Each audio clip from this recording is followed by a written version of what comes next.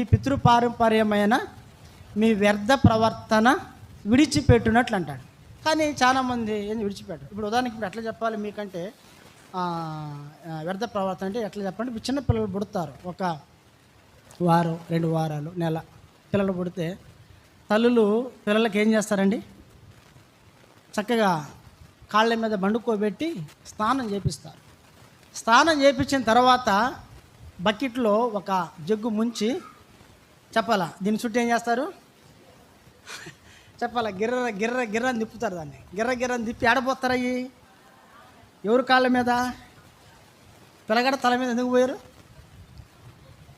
చెప్పాలా.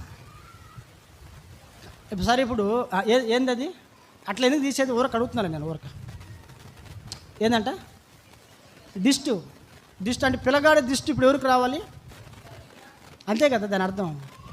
ఎక్కడ బారబోయాలి, వాస్తవం ఎక్కడ బారబోయాలి, అయ్యి కింద బారబోయి నువ్వు తీస్తుంది, నువ్వు చుట్టూ తీసేది అవి పనికి మాలని అనుకుందాం, వ్యర్థమైన అనుకుందాం.